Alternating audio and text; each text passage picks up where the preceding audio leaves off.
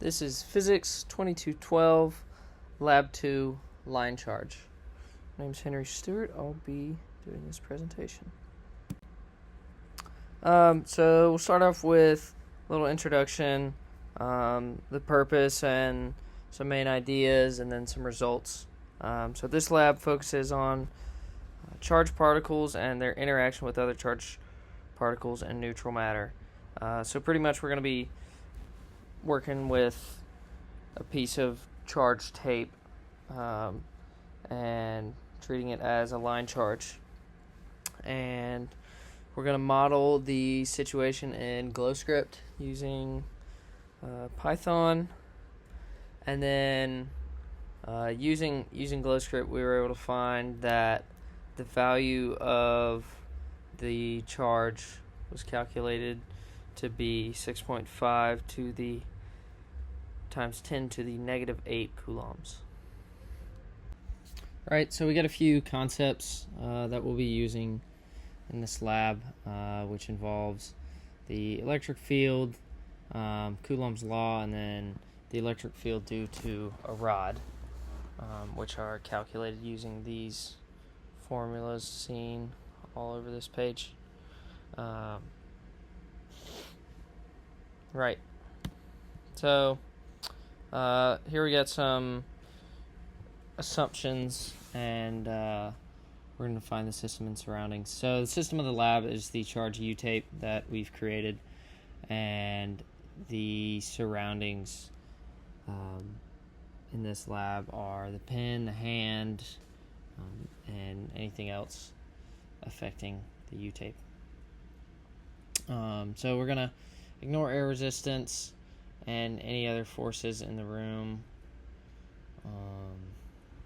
And then we're also going to assume that the charge on the U-tape is the same all across the tape. So here we have some initial conditions on the right side here, just of the U-tape and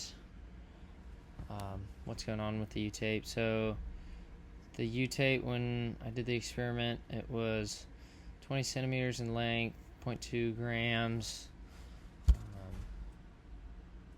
and then I separated the tapes they were separated by 1.3 centimeters, and then we could calculate FG and FE from all this.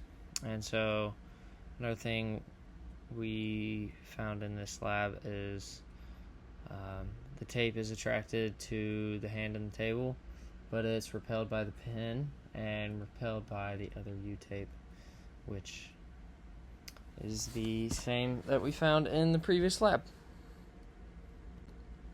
So here we've got some calculations going on. As you can see, the force of gravity and the force of from the electric field are the same. That makes sense because one is supported by the other and they're stationary, so they must be equal and opposite. And then we calculate the amount of electrons, calculate the area of the tape, and then we can find the atoms on the tape. So then we can find the ratio of electrons to atoms. So here we got the code. We start off with constants up here at the top, and then we have two functions that find the electric field and the line charge, or define them, and we use them to create the two tapes. And then the rest of the stuff is just graphical things to create this image right here, where it's showing the line charge and the force on the tape. So some error in this lab is due to some forces in the room that we can account for. It would be temperature, air, anything like that.